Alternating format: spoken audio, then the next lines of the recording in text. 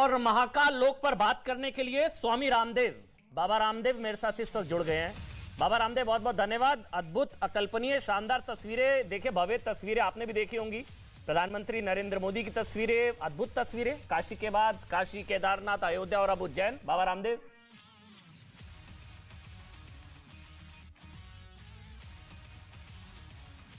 आजादी के 75 वर्ष के बाद देश को ऐसा प्रधानमंत्री मिला है जो अपने माथे पर तिलक और अपने गले में रुद्राक्ष की माला, अपने आप को शिव भक्त, राम भक्त, कृष्ण भक्त कहने में, अपने आप को हिंदू कहने में गौरव अनुभव करता है। नहीं तो हिंदू लोग ऐसे सिर झुकाए और ऐसे आत्मग्लानि से कहीं देश ग्रसित था। आत्मग्लानि के स्थान पर यदि आत्मगौरव को भरने का काम किसी प्रधानमंत्री ने किया है तो नरेंद्र मोदी जी।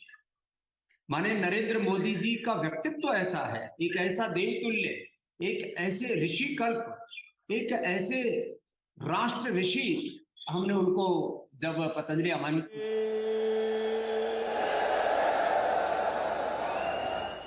जय श्री महाकाल, जय श्री महाकाल महाराज की जय।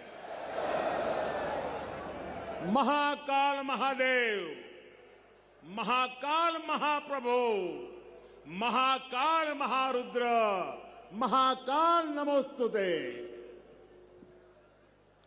उज्जैन की पवित्र पुण्य भूमि पर इस अविस्मरणीय कार्यक्रम में उपस्थित देश भर से आए सभी चरण वंद्य संतगण, सम्माननीय साधु सन्यासीगण, मध्य प्रदेश के राज्यपाल श्रीमान मंगूभाई पटेल, छत्तीसगढ़ की राज्यपाल बहन अनसुईया उइके जी, झारखंड के राज्यपाल श्रीमान रमेश बैस जी, मध्य प्रदेश के मुख्यमंत्री भाई शिवराज सिंह चौहान जी, केंद्रीय मंत्रिमंडल के मेरे सहयोगी, राज्य सरकार के मंत्रीगण, सांसदगण, विधायकगण, भगवान महाकाल के सभी कृपा पात्र श्रद्धालुगण, देवी और सज्जनों, जय महाकाल। उज्जैन की ये ऊर्जा, ये उत्साह, अवंतिका की ये आभा, ये अद्भुतता, ये आनंद, महाकाल की ये महिमा, ये महात्मय, महाकाल लोक में लौकिक कुछ भी नहीं है। शंकर के सानिध्य में साधारण कुछ भी नहीं है। सब कुछ अलौकिक है, असाधारण है, अविस्मरणीय है, अविश्वसनीय है। मैं आज महसूस कर रहा हूं, हमारी तपस्या और आस्था से जब महाकाल प्रसन्न होते हैं तो उनके आशीर्वाद से ऐसे ही भव्य स्वरूप का निर्माण होता है। और महाकाल का आशीर्वाद जब मिलता है तो काल की रेखाएं मिट जाती है, समय की सीमाएं सिमट जाती है और अनंत के अवसर प्रस्फुटित हो जाते हैं। अंत से अनंत यात्रा आरंभ हो जाती है। महाकाल लोक की ये भव्यता भी समय की सीमाओं से परे आने वाली कई पीढ़ियों को अलौकिक दिव्यता के दर्शन कराएगी। भारत की सांस्कृतिक और आध्यात्मिक चेतना को ऊर्जा देगी।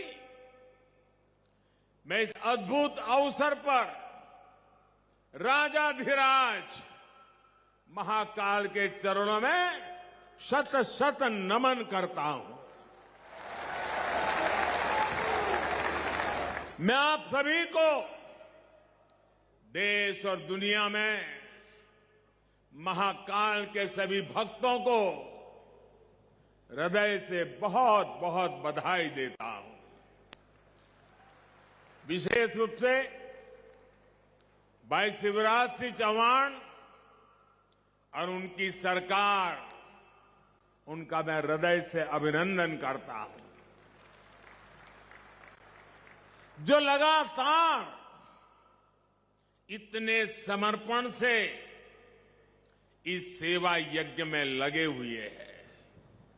साथ ही मैं मंदिर ट्रस्ट से जुड़े सभी लोगों का, संतों और विद्वानों का भी आदरपूर्वक धन्यवाद करता हूं, जिनके सहयोग से इस प्रयास को सफल किया है।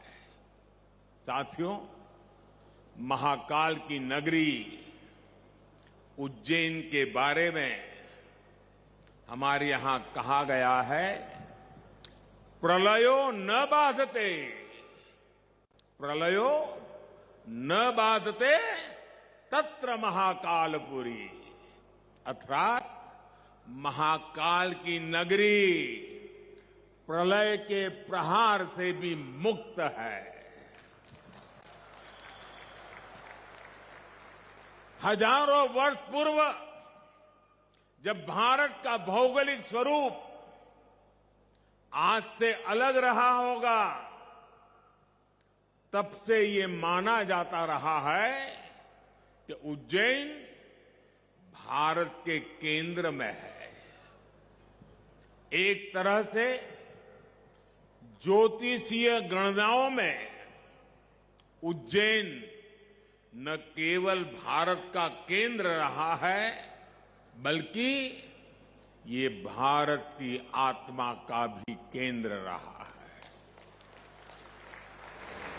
ये वो नगर है जो हमारी पवित्र 7 पुरियों में से एक गिना जाता है। ये वो नगर है जहां स्वयं भगवान कृष्ण ने भी आकर शिक्षा ग्रहण की थी। उज्जैन ने महाराजा विक्रमादित्य का वो प्रताप देखा है, जिसने भारत के नए स्वर्ण काल की शुरुआत की थी। महाकाल की इस धरती से विक्रम संवत के रूप में भारतीय काल गणना का एक नया अध्याय शुरू हुआ था। उज्जैन के क्षण क्षण में, पल पल में इतिहास सिमटा हुआ है। कण कण में आध्यात्म समाया हुआ है और कोने कोने में ईश्वरीय ऊर्जा संचारित हो रही है। यहां काल चक्र का 84 कल्पों का प्रतिनिधित्व करते 84 शिवलिंग है। यहां 4 महावीर है, 6 विनायक है, 8 भैरव है, 8 मातृकाएं हैं, 9 ग्रह है, 10 विष्णु है, 11 रुद्र है, 12 आदित्य है, 24 देवियां है और 88 तीर्थ है। और इन सबके केंद्र में राजाधिराज कालाधिराज महाकाल विराजमान है। यानी एक तरह से हमारे पूरे ब्रह्मांड की ऊर्जा को हमारे ऋषियों ने प्रतीक स्वरूप में उज्जैन में स्थापित किया हुआ है। इसलिए उज्जैन ने हजारों वर्षों तक भारत की संपन्नता और समृद्धि का ज्ञान और गरिमा का, सभ्यता और साहित्य का नेतृत्व किया है। इस नागरी का वास्तु कैसा था, वैभव कैसा था, शिल्प कैसा था, सौंदर्य कैसा था, इसके दर्शन हमें महाकवि कालिदास के मेघदूतम में होते हैं। बाण भट्ट जैसे कवियों के काव्यों में यहां की संस्कृति और परंपराओं का चित्रण हमें आज भी मिलता है। यही नहीं, मध्यकाल के लेखकों ने भी यहां के स्थापत्य और वास्तुकला का गुणगान किया है। भाइयों और बहनों, किसी राष्ट्र का सांस्कृतिक वैभव इतना विशाल तभी होता है जब उसकी सफलता का परचम विश्व पटल पर लहरा रहा होता है। और सफलता के शिखर तक पहुंचने के लिए भी ये जरूरी है कि राष्ट्र अपने सांस्कृतिक उत्कर्ष को छुए, अपनी पहचान के साथ गौरव से सर उठा करके खड़ा हो जाए। इसलिए आजादी के अमृत काल में भारत ने गुलामी की मानसिकता से मुक्ति और अपनी विरासत पर गर्व जैसे पंच प्राण का आह्वान किया है। इसलिए आज अयोध्या में भव्य राम मंदिर का निर्माण पूरी गति से हो रहा है। काशी में विश्वनाथ धाम भारत की सांस्कृतिक राजनीति का गौरव, राजधानी का गौरव बढ़ा रहा है। सोमनाथ में विकास के कार्य नए कीर्तिमान स्थापित कर रहे हैं। उत्तराखंड में बाबा केदार के आशीर्वाद से केदारनाथ, बद्रीनाथ तीर्थ क्षेत्र में विकास के नए अध्याय लिखे जा रहे हैं। आजादी के बाद पहली बार 4 धाम प्रोजेक्ट के जरिए हमारे चारों धाम ऑल वेदर रोड से जुड़ने जा रहे हैं। इतना ही नहीं, आजादी के बाद पहली बार करतारपुर साहिब कॉरिडोर खुला है, हेमकुंड साहिब रोपवे से जुड़ने जा रहा है। इसी तरह स्वदेश दर्शन और प्रसाद योजना से देश भर में हमारी आध्यात्मिक चेतना के ऐसे कितने ही केंद्रों का गौरव पुनः स्थापित हो रहा है। और अब इसी कड़ी में ये भव्य, अति भव्य महाकाल लोक भी अतीत के गौरव के साथ भविष्य के स्वागत के लिए तैयार हो चुका है। आज जब हम उत्तर से दक्षिण तक, पूरब से पश्चिम तक अपने प्राचीन मंदिरों को देखते हैं तो उनकी विशालता, उनका वास्तु हमें आश्चर्य से भर देता है। कोणार्क का सूर्य मंदिर हो या महाराष्ट्र में एलोरा का कैलाश मंदिर, ये विश्व में किसी विस्मित नहीं कर देते। कोणार्क सूर्य मंदिर के तरह ही गुजरात का मोढेरा सूर्य मंदिर भी है, जहां सूर्य की प्रथम किरणें सीधे गर्भगृह तक प्रवेश करती है। इसी तरह तमिलनाडु के तंजौर में राजा राजचोल द्वारा बनाया गया ब्रह्मदेवेश्वर मंदिर है। कांचीपुरम में वरदराजा पेरुमल मंदिर है। रामेश्वरम में रामनाथ स्वामी मंदिर है। बेलूर का चन्नकेशवा मंदिर है, मदुराई का मीनाक्षी मंदिर है, तेलंगाना का रामप्पा मंदिर है, श्रीनगर में शंकराचार्य मंदिर है। ऐसे कितने ही मंदिर हैं। वो बेजोड़ है, कल्पनातीत है, न भूतो न भविष्यति के जीवंत उदाहरण है। जब हम इन्हें देखते हैं तब सोचने को मजबूर हो जाते हैं, उस दौर में, उस युग में किस तकनीक से इन निर्माण हुए होंगे। हमारे सारे प्रश्नों के उत्तर हमें भले ही न मिलते हो, लेकिन इन मंदिरों के आध्यात्मिक सांस्कृतिक संदेश हमें उतनी ही स्पष्टता से आज भी सुनाई देते हैं। जब पीढ़ियां इस विरासत को देखती हैं,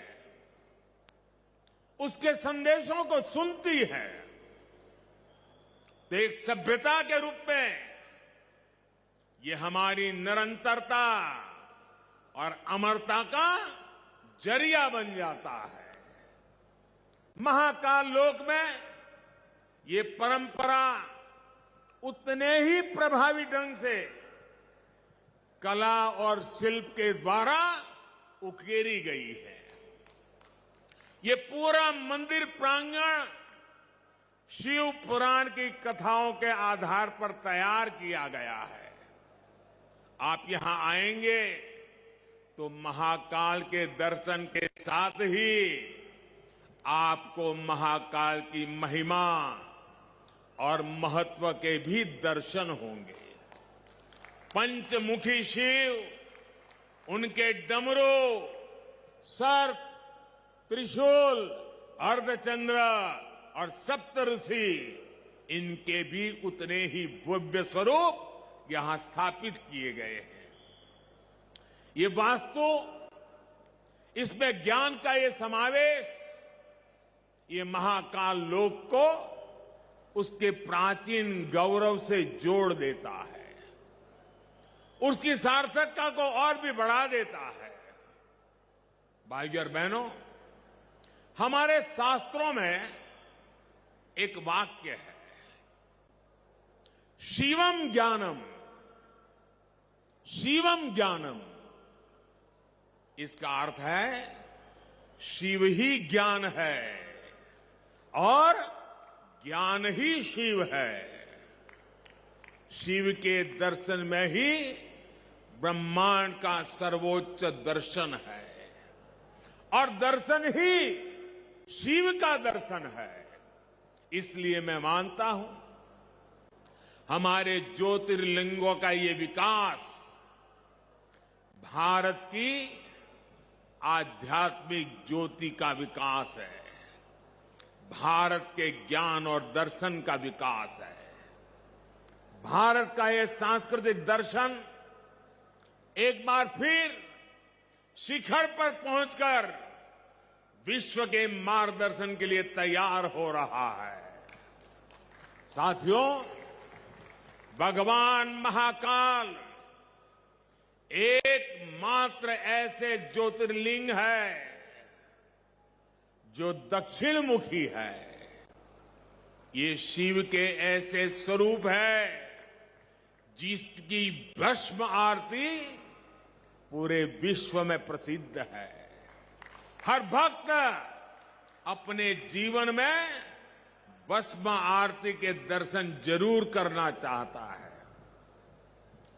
भस्म आरती का धार्मिक महत्व यहां उपस्थित आप सब संतगण ज्यादा गहराई से पता पाएंगे, लेकिन मैं इस परंपरा में हमें भारत की जीवटता और जीवंतता के दर्शन भी करता हूं। मैं इसमें भारत के अपराजेय अस्तित्व को भी देखता हूं, क्योंकि जो शिव सोयम भूति विभूषण, सोयम भूति विभूषण, अर्थात भस्म को धारण करने वाले हैं, वो सर्वाधिपः सर्वदा भी है, अर्थात वो अनस्व और अविनाशी भी है। इसलिए जहां मां काल है, वहां कालखंडों की सीमाएं नहीं है। महाकाल की शरण में विश्व में भी स्पंदन होता है। महाकाल के सानिध्य में अवसान से भी पुनर्जीवन होता है, अंत से भी अनंत की यात्रा आरंभ होती है। यही हमारी सभ्यता का वो आध्यात्मिक आत्मविश्वास है जिसके सामर्थ्य से भारत हजारों वर्षों से अमर बना हुआ है, अजरा अमर बना हुआ है। अब तक हमारी आस्था के केंद्र जागृत है, भारत की चेतना जागृत है, भारत की आत्मा जागृत है। अतीत में हमने देखा है, प्रयास हुए, परिस्थितियां पलटी, सत्ताएं बदली, भारत का शोषण भी हुआ, आजादी भी गई। इल्तुतमिश जैसे आक्रमणकारियों ने उज्जैन की ऊर्जा को भी नष्ट करने के प्रयास किए, लेकिन हमारे ऋषियों ने कहा है,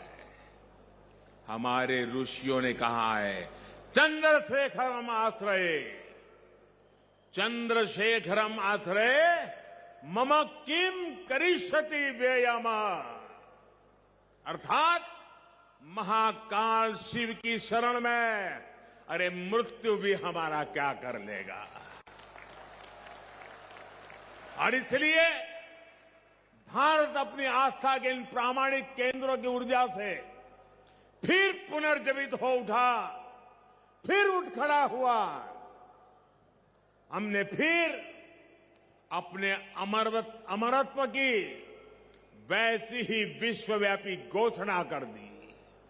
भारत ने फिर महाकाल के आशीष से काल के कपाल पर कालातीत अस्तित्व का शिलालेख लिख दिया।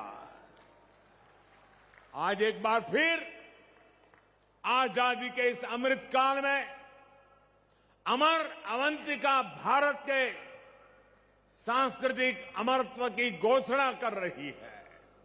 उज्जैन जो हजारों वर्षों से भारतीय काल गणना का केंद्र बिंदु रहा है, वो आज एक बार फिर भारत की भव्यता के एक नए कालखंड का उद्घोष कर रहा है। साथियों, भारत के लिए धर्म का अर्थ है हमारे कर्तव्यों का सामूहिक संकल्प। हमारे संकल्पों का ध्येय है विश्व का कल्याण, मानव मात्र की सेवा। हम शिव की आराधना भी कहते हैं, नमामि विश्वस्य हिते रतम एतम, नमामि विश्वस्य हिते रतम तम, नमामि रूपाणी बहुनी दत्ते। अर्थात हम उन विश्वपति भगवान शिव को नमन करते हैं जो अनेक रूपों से पूरे विश्व के हितों में लगे हैं। यही भावना हमेशा भारत के तीर्थों, मंदिरों, मठों और आस्था केंद्रों की भी रही है। यहां महाकाल मंदिर में पूरे देश और दुनिया से लोग आते हैं। सिंहस्थ कुंभ लगता है तो लाखों लोग जुड़ते हैं। अनगिनत विविधताएं भी एक मंत्र, एक संकल्प लेकर एक साथ जुड़ सकती है। इसका इससे बड़ा क्या उदाहरण क्या हो सकता है। और हम जानते हैं, हजारों साल से हमारे कुंभ मेले की परंपरा बहुत ही सामूहिक मंथन के बाद जो अमृत निकलता है, उसे संकल्प लेकर के 12 साल तक उसको क्रियान्वित करने की परंपरा रही थी। फिर 12 साल के बाद जब कुंभ होता था, फिर एक बार अमृत मंथन होता था, फिर संकल्प लिया जाता था, फिर 12 साल के लिए चल पड़ते हैं। पिछले यहां कुंभ के मेले में मुझे आने का सौभाग्य मिला था। महाकाल का बुलावा आया और ये बेटा आए बिना कैसे रह सकता है। और उस समय कुंभ की हजारों साल की पुरानी परंपरा, उस समय जो मन मस्तिष्क में मंथन चल रहा था, जो विचार प्रवाह बह रहा था, मां क्षिप्रा के तट पे अनेक विचारों से मैं गिरा हुआ था और उसी में से मन कर गया। कुछ शब्द चल पड़े, पता नहीं कहां से आए, कैसे आए, और जो भाव पैदा हुआ था वो संकल्प बन गया। आज वो सृष्टि के रूप में नजर आ रहा है। दोस्तों, मैं ऐसे साथियों को बधाई देता हूं कि जिन्होंने उस समय के उस भाव को आज चरितार्थ करके दिखाया है। सबके मन में शिव और शिवत्व के लिए समर्पण, सबके मन में क्षिप्रा के लिए श्रद्धा, जीव और प्रकृति के लिए संवेदनशीलता, और इतना बड़ा समागम विश्व के हित के लिए, विश्व की भलाई के लिए कितनी प्रेरणा यहां निकल सकती है। भाइयों और बहनों, हमारे इन तीर्थों ने सदियों से राष्ट्र को संदेश भी दिए हैं और सामर्थ्य भी दिया है। काशी जैसे हमारे केंद्र धर्म के साथ साथ ज्ञान, दर्शन और कला की राजधानी भी रहे। उज्जैन जैसे हमारे स्थान खगोल विज्ञान, एस्ट्रोनॉमी से जुड़े शोधों के शीर्ष केंद्र रहे हैं। आज नया भारत जब अपने प्राचीन मूल्यों के साथ आगे बढ़ रहा है, तो आस्था के साथ साथ विज्ञान और शोध की परंपराओं को भी पुनर्जीवित कर रहा है। आज हम एस्ट्रोनॉमी के क्षेत्र में दुनिया की बड़ी ताकतों के बराबर खड़े हो रहे हैं। आज भारत दूसरे देशों की सैटेलाइट भी स्पेस में लॉन्च कर रहा है। मिशन चंद्रयान और मिशन गगनयान जैसे अभियानों के जरिए भारत आकाश की वो छलांग लगाने के लिए तैयार है जो हमें एक नई ऊंचाई देगी। आज रक्षा के क्षेत्र में भारत पूरी ताकत से आत्मनिर्भरता की ओर आगे बढ़ रहा है। इसी तरह आज हमारे युवा स्किल हो, स्पोर्ट्स हो, स्पोर्ट्स में भी स्टार्टअप, एक एक चीज नहीं, नए स्टार्टअप के साथ, नए यूनिकॉर्न के साथ हर क्षेत्र में भारत की प्रतिभा का डंका बजा रहे हैं। और भाइयों बहनों, हमें भी याद रखना है, ये न भूले, जहां इनोवेशन है वहीं पर रिनोवेशन भी है।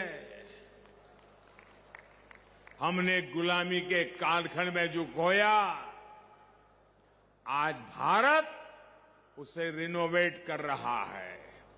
अपने गौरव की, अपने वैभव की पुनर्स्थापना हो रही है और इसका लाभ सिर्फ भारत के लोगों को नहीं, विश्वास रखिए साथियों, महाकाल के चरणों में बैठे हैं, विश्वास से भर जाइए। और मैं विश्वास से कहता हूं, इसका लाभ पूरे विश्व को मिलेगा, पूरी मानवता को मिलेगा। महाकाल के आशीर्वाद से भारत की भव्यता पूरे विश्व के विकास के लिए नई संभावनाओं को जन्म देगी। भारत की दिव्यता पूरे विश्व के लिए शांति के मार्ग प्रशस्त करेगी। इसी विश्वास के साथ भगवान महाकाल के चरणों में मैं एक बार फिर सर झुका करके प्रणाम करता हूं। मेरे साथ पूरे भक्ति भाव से बोलिए, जय महाकाल, जय जय महाकाल, जय जय महाकाल, जय जय महाकाल, जय जय महाकाल, जय जय महाकाल, जय जय महाकाल, जय जय महाकाल।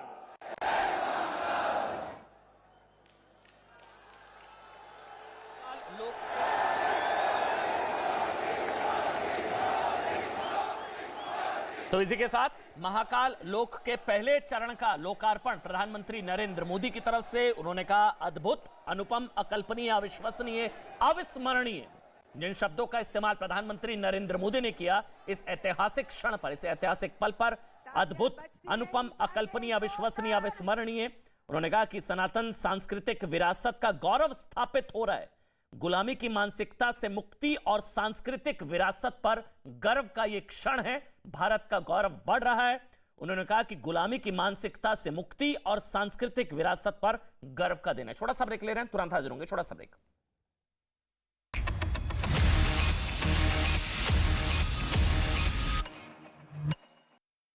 ज्यादा लोग घायल हो गए। प्रधानमंत्री नरेंद्र मोदी ने गुजरात के जामनगर में अपने काफिले को उस वक्त रुकवा दिया जब उन्होंने एक आदमी को उनकी मां हीराबेन और उनकी तस्वीर लिए देखा।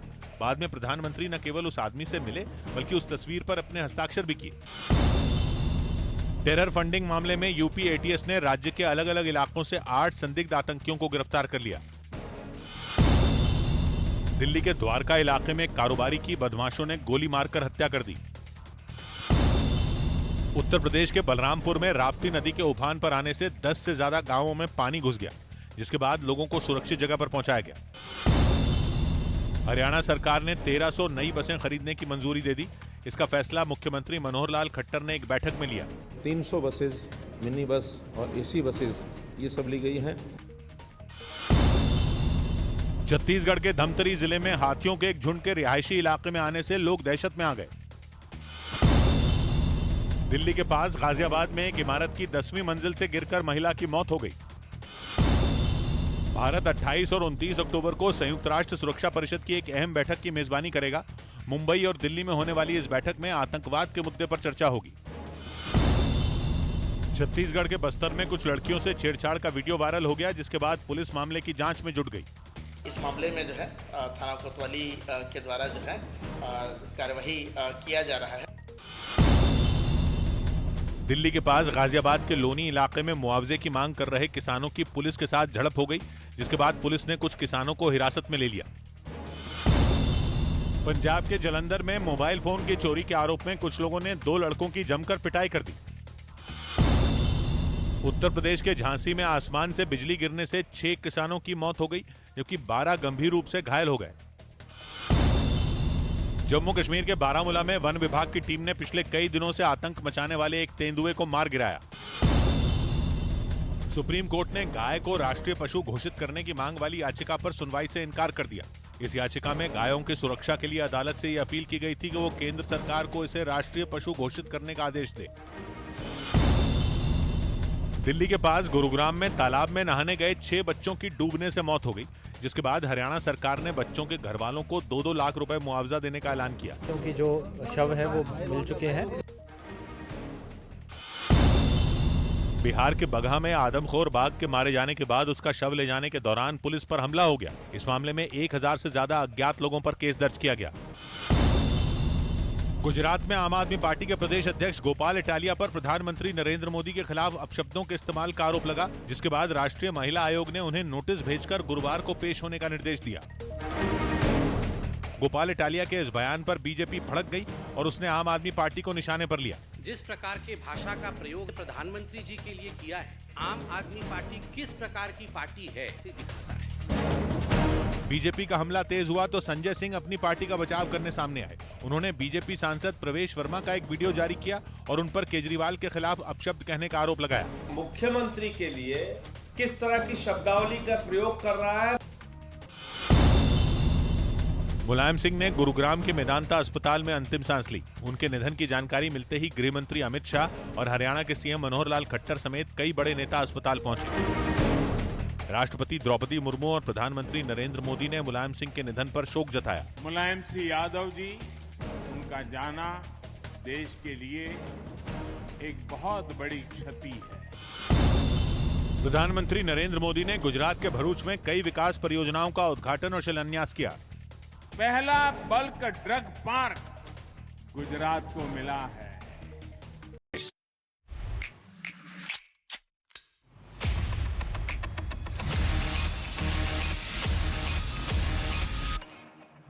चलिए, बाबा रामदेव है महाकाल लोक पर बात करने के लिए। मनोज तिवारी इस वक्त मेरे साथ हैं, राधिका खेड़ा कांग्रेस पार्टी से हैं, स्वामी दीपांकर मेरे साथ हैं और आचार्य नवल किशोर दास जी हैं। बहुत बड़ा पैनल है मेरे साथ। लेकिन पहले बाबा रामदेव, क्योंकि आपकी बात बीच में रह गई थी, इसलिए एक दो सवाल आपसे, फिर मैं तिवारी जी आपके पास आ जाऊंगा। लेकिन पहले बाबा रामदेव, आपकी बात अधूरी रह गई थी। मैं वही सवाल पूछा था, अब अचानक से ऐसा क्या बदल गया भारत में कि एक सनातन जागृति है, काशी से लेकर केदारनाथ, फिर अयोध्या से लेकर उज्जैन, अचानक से ऐसा क्या बदल गया?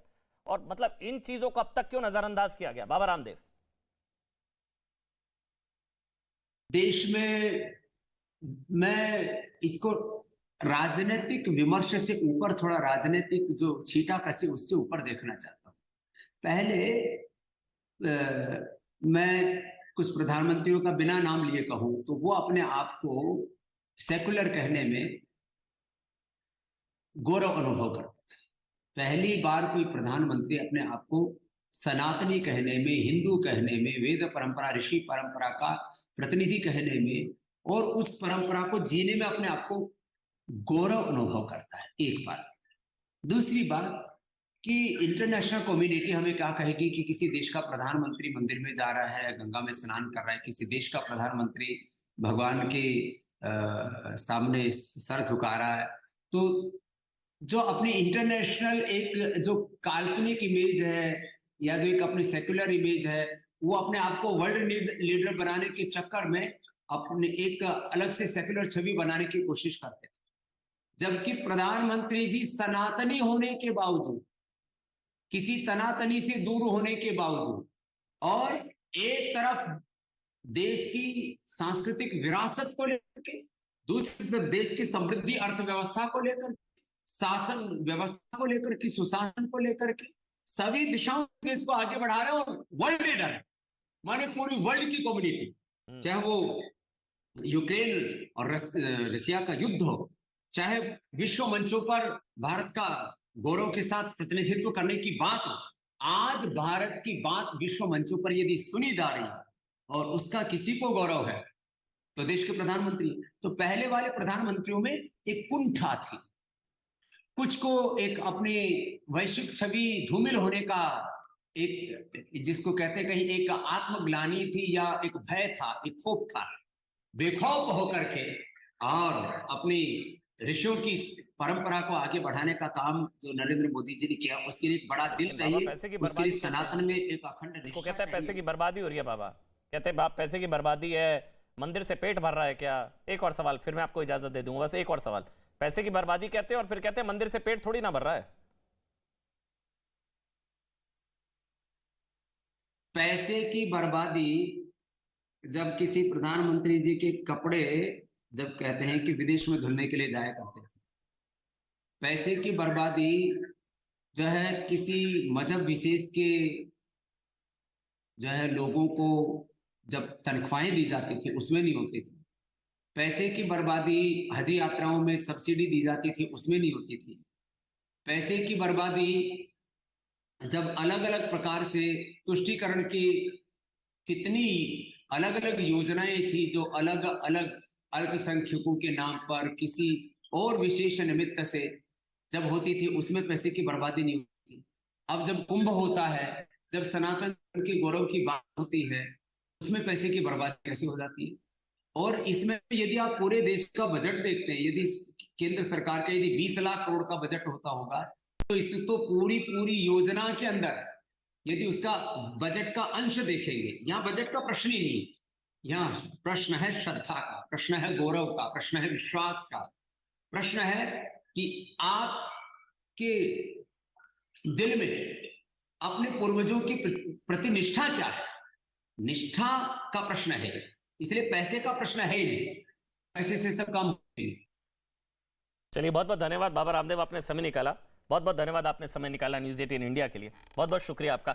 मनोज तिवारी हैं, राधिका खेड़ा हैं कांग्रेस पार्टी से, नवल किशोर दास जी हैं आचार्य, और स्वामी दीपांकर। आप सबका बहुत बहुत स्वागत। समय कम है क्योंकि प्रधानमंत्री नरेंद्र मोदी का संबोधन था। आप सबका एक एक कमेंट ले लें। तो पहले तो तिवारी जी आपसे शुरू कर रहा हूं। मैं अभी महाकाल और बाबा के बहुत बड़े भक्त हैं। मैं काशी में भी आपसे मिला था, उज्जैन में भी। तो ये चीजें क्या बदल क्या गई हैं अचानक से? मतलब काशी से केदारनाथ तक, अयोध्या से उज्जैन तक, क्या बदल गया ऐसा अचानक से जो 70 साल में नहीं हुआ? या हमारी सांस्कृतिक विरासत को नजरअंदाज किया गया? बाबा कह रहे हैं सेकुलरिज्म के चक्कर में ब्रांडिंग खराब हो जाती थी, इस वजह से।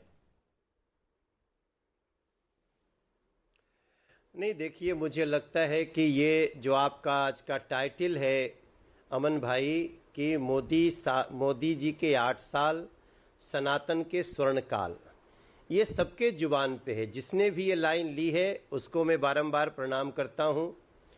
और उस सत्य सनातन के स्वर्ण काल की बात हो रही है, जिस सत्य सनातन में विश्व बंधुत्व हो, जिस स्वर्ण काल में विश्व वसुधैव कुटुंबकम की भावना हो, सभी के धर्मों के आदर करने की बात हो, अगर उस सत्य सनातन का स्वर्ण काल है।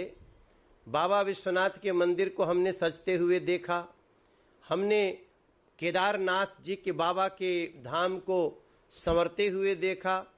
आज हम देख रहे हैं अपने महाकाल के इस रूप को, जहाँ पे सभी कोई ये कहते जा रहा है कि जय काल महाकाल विकराल शंभो, जीवन हो या मृत्यु सब तुम ही तुम हो, तेरे शरणों में जो भी है आता। तो ऐसी लाइनों, ऐसी पंक्तियों के बाद मुझे लगता है कि किसी को भी कोई परेशानी नहीं है। देश का प्रत्येक व्यक्ति जो सत्य सनातन के प्रति आदर का भाव रखता है, देश की संस्कृति को फलता फूलता देखना चाहता है, वो सब प्रयत्न, सब बहुत प्रसन्न है। और ये स्वरूप की कल्पना तो हम सब ने नहीं की थी, लेकिन देख करके जो खुशी हो रही है उसको शब्दों में नहीं बता सकते। राधिका खेड़ा, आपको लगता है, मतलब मैं कमलनाथ जी का बयान पढ़ रहा था, बीजेपी क्रेडिट ले रही है, आपकी योजना थी ये महाकाल कॉरिडोर, पूरा जीर्णोद्धार, ये सब कांग्रेस का था प्लान और बीजेपी क्रेडिट ले रही है, कमलनाथ जी कह रहे थे। आप शायद अनम्यूट कर देंगे राधिका, शायद म्यूट है राधिका, अनम्यूट कर दीजिए शायद।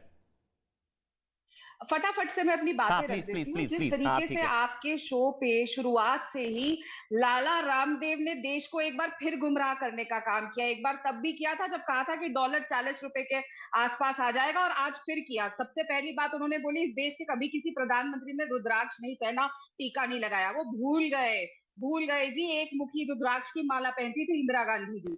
तो ये काम जो करने का काम है ना, लाला रामदेव इतने बड़े आदमी हैं, इतना पैसा उन्होंने कमा लिया, इतनी बड़ी बड़ी पतंजलि चला रहे, और आके नेशनल टेलीविजन पे फिर झूठ बोल रहे हैं। अभी तक जवाब नहीं दे पा रहे हैं 40 रुपए डॉलर का।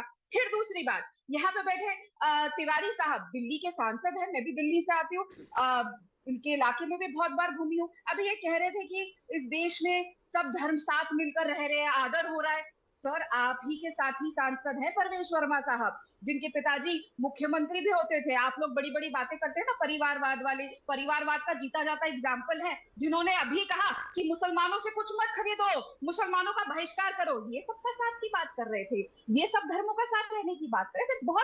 बहुत ही दुखद बात है कि देश के नंबर 1 चैनल पर बैठकर चाहे लाला रामदेव हो या भाजपा के सांसद हो, बिल्कुल झूठ बोल रहे हैं। और आज के दिन जब बाबा काशीनाथ, अच्छा राधिका खेड़ा, एक चीज अगर आप बताएं, राधिका आप ही बोलिएगा, राधिका आप ही बोलिएगा, अब ये बात आई, राधिका आप ही बोलिएगा, लेकिन जो उनका जो संदर्भ था, आज से पहले किसी प्रधानमंत्री की त्रिपुंड लगाए ऐसी तस्वीरें मंदिर में शिव आराधना करते हुए ऐसी कोई आई है क्या तस्वीरें? बिल्कुल, क्योंकि अमन जी, आराधना करना, प्रार्थना करना हमारे निजी चीज होती है। कभी भी कांग्रेस पार्टी ने ऐसा आज तक किसी प्रधानमंत्री की अगर आई हो तो मेरे ध्यान में नहीं है, अगर आप बता दें। अब आई है ऐसी तस्वीरें, फोटो के लिए करी जाती है। जो प्रधानमंत्री अपनी माता जी से मिलने जब जाते हैं ना, तो घर के अंदर साथ कैमरा लेकर जाते हैं, उनसे क्या उम्मीद करेंगे? राधिका जी, वो तस्वीर से राहुल गांधी जी की भी आई थी, ऐसा नहीं होता ना भाई। वो तस्वीर राहुल गांधी की भी आई थी अपनी माँ के साथ, वो बहुत ही सुंदर तस्वीर थी वो। अब वहां माँ है, वहां मार्केटिंग है, मैनेजमेंट है, वो नहीं ना, ये गलत है। टॉपिक पे रहते हैं। मैं कह रहा हूं जो उन्होंने कहा जिस पर आपको आपत्ति थी, राधिका जी एक मिनट, राधिका जी एक मिनट, जो आपको आपत्ति थी, मैं जानना चाह रहा हूं, जो तस्वीर हम प्रधानमंत्री नरेंद्र मोदी की देख रहे हैं, त्रिपुंड लगाए और गर्व के साथ सनातन संस्कृति और गौरवशाली जो तस्वीरें हैं, आज से पहले किसी प्रधानमंत्री की क्या ऐसी तस्वीरें आई हैं? अब ये बात करते हैं, क्या आज से पहले किसी प्रधानमंत्री ने ऐसे बड़े बड़े वादे किए थे, अपना पिटारा लेकर चले थे और कहा था कि मैं 2 करोड़ नौकरी दूंगा, 15 लाख सबके अकाउंट में दूंगा, और वो वादे पूरे नहीं हुए? वो अलग अलग विषय है राधिका जी। प्रधानमंत्री आया जिसने नफरत का बीज इस देश में बो दिया हो, जिसके सांसद एक तरफ सनातन का बीज बोया जा रहा है मैम, कहाँ की वाहवाही करते हैं, सांसद मुसलमानों के खिलाफ बोलते हैं और मोदी जी चुप रहते हैं। वो अलग विषय है। पे वापस आते हैं, आपने मुझसे सवाल चलिए ठीक है, हाँ बोलिए, कंप्लीट करिए। कमलनाथ जी ने जो कहा, देखिए बहुत जरूरी है ये देश को जानना कि मोदी जी जो कहते हैं कि मैं गंगा मैया का बेटा हूं, गंगा मैया ने मुझे बुलाया है, और स्वयं गंगा मैया तो केशों से बहती है शिव जी के, और उन्हीं गंगा मैया को मोदी जी ने ठग लिया। आपको पता है ना, जो कमिटी बनी थी जो गंगा मैया को साफ करने की, उसकी एक भी मीटिंग 4 साल में मोदी जी ने, जिसके चेयरमैन वो स्वयं है, कभी नहीं बुलाई। अब ये जो मंदिर का यहाँ पे बन रहा है और उद्घाटन हो रहा है, ये मेरे डॉक्यूमेंट नहीं है, आप जाएंगे, आप मध्य प्रदेश इस तरह की राजनीति के लिए और दिन है, आज गौरवान्वित करने वाला दिन है, सनातन संस्कृति विरासत के गौरव का दिन है आज। उसके लिए भी हमको 2 शब्द कहने चाहिए। मतलब मेरे को लग रहा है आप भी कह सकते हैं, बहुत ही खूबसूरत तस्वीरें, अद्भुत तस्वीरें हैं, कॉरिडोर बन रहा है, हम लोग स्वागत करते हैं। हम क्योंकि महाकाल सिर्फ इनके थोड़ी ना है, महाकाल सिर्फ बीजेपी के थोड़ी ना, महाकाल तो आपके भी है, कांग्रेस के भी है, महाकाल सबके हैं भाई। एक शब्द आपके मुंह से नहीं निकला कि अद्भुत, अकल्पनीय, अविश्वसनीय, अविस्मरणीय, कहिए सुंदर तस्वीरें, अच्छी तस्वीरें, बढ़िया तस्वीरें। मैं वो इंतजार कर रहा था आपका। जल्दी से आचार्य नवल किशोर दास, मुझे ब्रेक पर जाना, एक कमेंट आपका, फिर स्वामी दीपांकर आपका, जल्दी से आचार्य नवल किशोर दास आपका, जल्दी से एक कमेंट आचार्य जी। परम वैभव का दिन है, ये देश को ऐसी एक विभूति प्रधानमंत्री के रूप में प्राप्त हुए हैं, ये भगवान महाकाल की कृपा है। आज तक पहले प्रधानमंत्रियों को टोपी पहने देखा है, इफ्तार पार्टियां करते देखा है, परंतु किसी को त्रिपुंड लगाए या माला जपते नहीं देखा। इसलिए कुछ लोगों के पेट में दर्द हो रहा है। सोमनाथ के मंदिर के भूमि पूजन में देश के प्रधान राष्ट्रपति जाना चाहते थे, उस समय के जवाहरलाल नेहरू ने मना कर दिया था, नहीं जा सकते, इफ्तार पार्टियों में जा सकते, मंदिर में नहीं जा सकते। इसलिए कम से कम भारत के गौरव को आज अवसर प्राप्त हुआ है। मुझे लगता है सबको प्रसन्नता व्यक्त करना चाहिए, सबको देश के प्रधानमंत्री को बधाई देना चाहिए, और नहीं बधाई देना चाहते हैं मुझे लगता है। ब्रेक पर जाने से पहले स्वामी दीपांकर एक कमेंट आपका। ठीक है आचार्य जी, मैं समझ गया, जल्दी से 30 सेकंड स्वामी दीपांकर, मैं ब्रेक पर जाऊंगा। मैं कहूंगा मनोज भाई आ रहा हूं ब्रेक के बाद आपके पास, बोलिए आप। मैं कहूंगा अमन भाई के समय के भाल पर अंतराल, काल और महाकाल लिखा गया है, इसे समझना चाहिए। ये बहुत महत्वपूर्ण है। ये महत्वपूर्ण इसलिए नहीं है कि कौन कर रहा है, महत्वपूर्ण यह है कि कौन करा रहा है, और जब कराने वाले महाकाल हों तो विकराल नहीं होना चाहिए, भाव रखने चाहिए। और यह भाव का विषय है उन करोड़ों सनातनियों के लिए जिनके लिए सनातन संस्कृति के उदय का क्षण है, और अगर कोई स्वीकार करता है तो उसमें अस्वीकार या नाराज या मुझे प्रकार किसी भी प्रकार से एन के एन प्रकार प्रश्न चिन्ह नहीं लगाना चाहिए। प्रश्न चिन्ह नहीं, वो तो क्रेडिट ले रहे हैं, कांग्रेस तो क्रेडिट लेना चाह रही है भाई, महाकाल उनके भी हैं, महाकाल वो तो कांग्रेस पार्टी क्रेडिट लेना चाह रही है, तो क्या बीजेपी क्रेडिट छीन रही है? मैं इस पर डिबेट करूंगा। छोटा सा ब्रेक की मजबूरी है, सिर्फ 4 मिनट का ब्रेक, तुरंत हाजिर हो रहे हैं, सिर्फ छोटा सा ब्रेक ले रहे हैं तुरंत।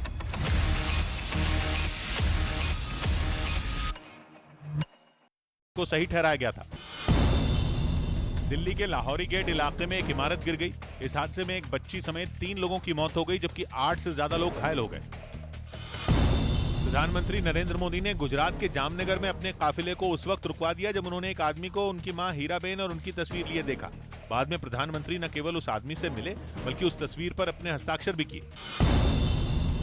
टेरर फंडिंग मामले में यूपी एटीएस ने राज्य के अलग अलग इलाकों से 8 संदिग्ध आतंकियों को गिरफ्तार कर लिया। दिल्ली के द्वारका इलाके में कारोबारी की बदमाशों ने गोली मारकर हत्या कर दी। उत्तर प्रदेश के बलरामपुर में राप्ती नदी के उफान पर आने से 10 से ज्यादा गांवों में पानी घुस गया, जिसके बाद लोगों को सुरक्षित जगह पर पहुंचाया गया। हरियाणा सरकार ने 1300 नई बसें खरीदने की मंजूरी दे दी। इसका फैसला मुख्यमंत्री मनोहर लाल खट्टर ने एक बैठक में लिया। 300 बसेज, मिनी बस और एसी बसेज ये सब ली गई हैं। छत्तीसगढ़ के धमतरी जिले में हाथियों के एक झुंड के रिहायशी इलाके में आने से लोग दहशत में आ गए। दिल्ली के पास गाजियाबाद में एक इमारत की 10वीं मंजिल से गिरकर महिला की मौत हो गई। भारत 28 और 29 अक्टूबर को संयुक्त राष्ट्र सुरक्षा परिषद की एक अहम बैठक की मेजबानी करेगा। मुंबई और दिल्ली में होने वाली इस बैठक में आतंकवाद के मुद्दे पर चर्चा होगी।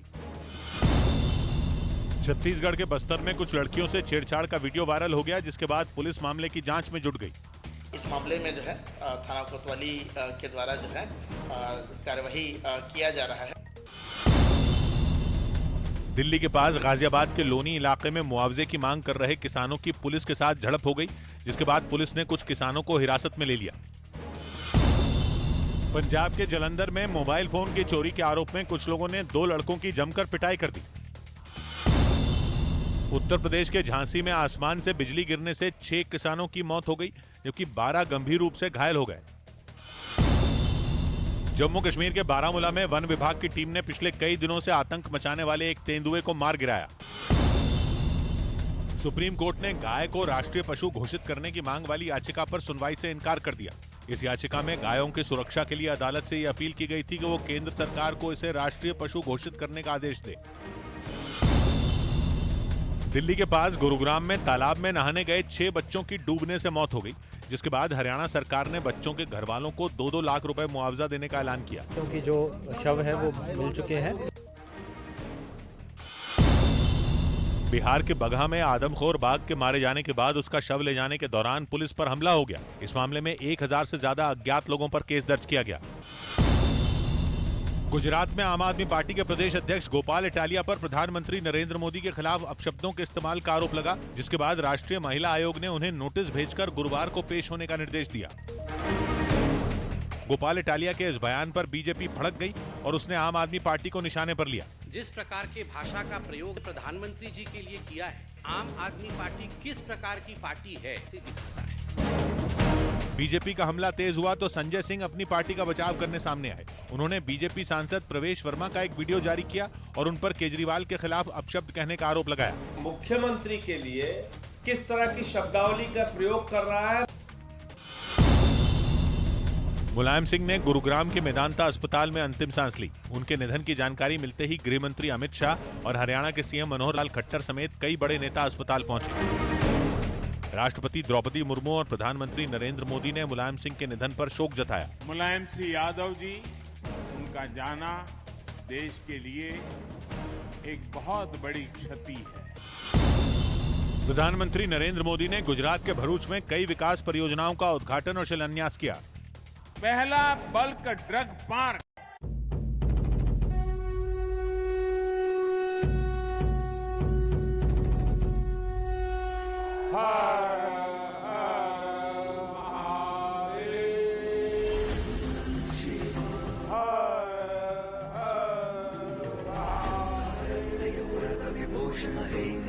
नमः पार्वती पते माता अन्नपूर्णा की, गंगा मैया की।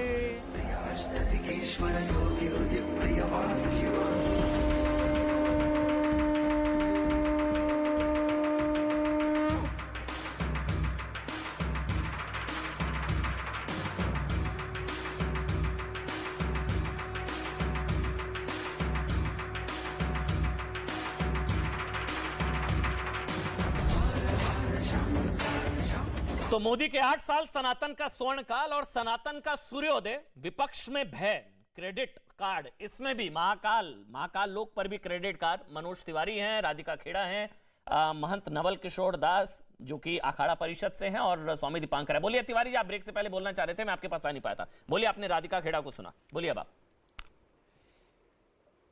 नहीं, मैं सिर्फ इतना कहना चाहता था अमन जी कि आज के दिन तो कम से कम महाकाल के स्वरूप को देखने के बाद तारीफ कर देनी चाहिए। नरेंद्र मोदी जी की तारीफ आज कर देने से अच्छा ही लोग समझेंगे, क्योंकि नरेंद्र मोदी जी का ये कार्य बहुत बड़ा है। इस देश के करोड़ों लोगों ने जिस बात की कल्पना भी नहीं की थी, अरे अपनी सारी बातें बाद में होती हैं, लेकिन एक इतने बड़े कार्य का उस पे भी इतना तीखा बयान देना, उसमें भी ऐसा लग रहा है कि जैसे कितनी परेशानी में हो राधिका जी या कांग्रेस के हमारे मित्र। ये दिखाता है कि ये कांग्रेस के मित्रों को पच नहीं रहा है। शायद वो कभी ऐसा चाहते नहीं। जैसे उन्होंने कहा कि इंदिरा जी रुद्राक्ष की माला पहनती थी, उसके बाद भी महाकाल के इस स्वरूप को देखने के बाद, काशी विश्वनाथ के स्वरूप को देखने के बाद, केदारनाथ जी के स्वरूप देखने के बाद, करतारपुर साहिब जी के इस स्वरूप को देखने के बाद अगर एक लाइन प्रशंसा के नहीं निकल सकते तो शायद आगे की बहस में कोई बहुत दम नहीं निकलेगा। मैं तो सिर्फ इतना कहना चाहता हूं, आज के दिन मैं एक कविता बैठे बैठे बना रहा था, 4 लाइन सुना देता हूं कि है अलौकिक लोक यह महाकाल का महालोक है, संस्कृति है सत्य सनातनी महादेव का आलोक है, यह भस्म है महाकाल का शिव सत्य का ये प्रकाश है, उज्जैन की धरती से यह मोदी जी का विश्वास है, सनातन प्रसन्न है, स्वर्ण काल है। बहुत धन्यवाद। स्वर्ण काल है राधिका जी, तारीफ होनी चाहिए, कॉरिडोर की तारीफ होनी चाहिए। वैसे तो क्या इसका क्रेडिट आपको जाता है? उस सवाल पर मैं लौट रहा हूँ। क्या राधिका खेड़ा, सबसे पहले तो महाकाल कॉरिडोर का क्रेडिट कांग्रेस पार्टी को जाता है क्या? राधिका खेड़ा, ये मेरा सवाल है। सबसे पहले तो मनोज जी आपकी कविता की तारीफ करना चाहूंगी। आप बहुत अच्छा लिखते हैं, गाते भी बहुत अच्छा है और एक्टिंग भी बहुत अच्छे करते हैं। मैं आपकी बहुत फैन रही हूँ, इसमें कोई दो राय नहीं। हमारी विचारधारा अलग अलग है, लेकिन जो अच्छी बात है वो मैंने कही। अब मनोज तिवारी जी से मैं पूछना चाहूंगी, माननीय सांसद साहब से, कि ये जो सारा भव्य मंदिर बन रहा है, दोबारा से हर चीज निर्माण हो रहा है, इसका टेंडर कब निकला था? आपकी सरकार ने निकाला था ना? कौन से साल में निकाला था? टेंडर की चिंता, कौन सा टेंडर बना था? क्या क्या इन्विटेशन हुई? कौन से दिन क्या सैंक्शन हुआ? कितने पैसे सैंक्शन हुए? जरा देश को बताइए। किसने, कब, कौन से साल में हुआ? शिवराज चौहान जी ने किया था क्या? 18 में मोदी जी ने किया था सैंक्शन? किसने किया? ये भ्रम फैलाना नेशनल टेलीविजन पे अच्छी अच्छी कविताओं के साथ अच्छा नहीं लगता। आप एक माननीय सांसद है, आप इस देश के संविधान पे हाथ रख के कसम खाते और नेशनल टेलीविजन पे झूठ बोलते हैं और भगवान के लिए स्वयं झूठ बोलते हैं। हम समझ सकते हैं, यहाँ पे तस्वीरों की बात हो रही थी, यहाँ तस्वीरों की बात हो रही थी। अरे उन लोगों से क्या उम्मीद करें अमन जी, जो श्री राम जी को ऐसे लेकर चल रहे थे कि उंगली पकड़ के चल रहे श्री राम जी को, जिन्होंने श्री राम जी को नहीं छोड़ा। इतने बड़े बड़े ऐड दिए थे अखबारों में। ये लोग बात करेंगे, ऐसी तस्वीरें दी थी मोदी सरकार ने। क्या काशी का क्रेडिट भी जाता है आपको? क्या केदारनाथ का क्रेडिट भी आपको जाता है? क्या अयोध्या का क्रेडिट भी आपको जाता है? क्या उज्जैन का क्रेडिट भी आपको जाता है? क्या चारधाम का क्रेडिट भी आपको जाता है? इनको देश को इस्लामिक की ओर अग्रसर करने का क्रेडिट जाता है। 25 फरवरी 2019 उज्जैन का कह लीजिए आप, फिर ऐसे क्या काशी का, केदारनाथ का, बताने दीजिए, अयोध्या का, चारधाम का, केदारनाथ का, सबका क्रेडिट फिर कांग्रेस पार्टी को जाता है। क्यों? क्या अयोध्या का मंदिर मोदी जी ने बनाया? नहीं तो अयोध्या के मंदिर के खिलाफ कौन सुप्रीम कोर्ट में खड़ा हुआ था? कपिल सिब्बल। शशि थरूर ने क्या कहा था? राम मंदिर चाहने वाले बुरे हिंदू। कोर्ट जो तय करेगा वो होगा। ये सुप्रीम कोर्ट के ऑर्डर से बना, मोदी जी के ऑर्डर से मंदिर नहीं बना, तो कृपया क्रेडिट ना ले। उस बात का जरूर क्रेडिट ले कि मोदी जी ने सुप्रीम कोर्ट के ऑर्डर के लिए कौन लड़ा? राधिका जी, राधिका जी, आचार्य जी, मनोज ठीक है भाई। मैंने राधिका जी, मैं कह रहा हूं अगर उज्जैन का क्रेडिट आप ले रही हैं तो अयोध्या का भी ले लीजिए, काशी का भी ले लीजिए, केदारनाथ का भी ले लीजिए, चारधाम का भी ले लीजिए। ठीक है राधिका, ठीक राधिका बोलिए। मनोज तिवारी जी जल्दी से, राम मंदिर को आप लोगों ने थोड़ी बनाया, सुप्रीम कोर्ट ने ऑर्डर के लिए टेंडर इन लोगों ने निकाला था 2019 में अगस्त में, Mahakal corridor. Tiwari ji, supreme court में ऑर्डर के लिए कौन लड़ा? सुप्रीम कोर्ट में ऑर्डर के लिए तो हम ही लड़े, मोदी जी लड़े, उससे राम मंदिर के समर्थक लड़े। कांग्रेस ने क्या किया? आप बताइए क्या कांग्रेस लड़ रही थी? राधिका जी, क्या कांग्रेस लड़ रही थी? और ये जो टेंडर किसने किया ये भी आपको हम बता सकते हैं। टेंडर भी हुआ और बनाने का भी काम किया। जिन लोगों ने रोकने का काम किया वो भी सबके सामने है। मुझे वाइंड अप करना है जल्दी से। तारीख बताइए, तारीख। ठीक है, तारीख बता रहे तारीख बताइए। सौम्यजी पंकज, तारीख बताइए और प्रूफ दिखाइएगा। मैं प्रूफ लेकर आई हूं अमन जी, आपको अभी तुरंत से पहले भेज रही हूं, देखिएगा। हम तारीख भी बताते हैं, ऐसे हम तारीख भी बताते हैं, हम दिन भी बताते हैं। किसने कहा था कि अभी आप इसको निर्णय को मत दीजिए, सुनवाई को मत कीजिए? बहुत बहुत धन्यवाद आप सबका, बहुत बहुत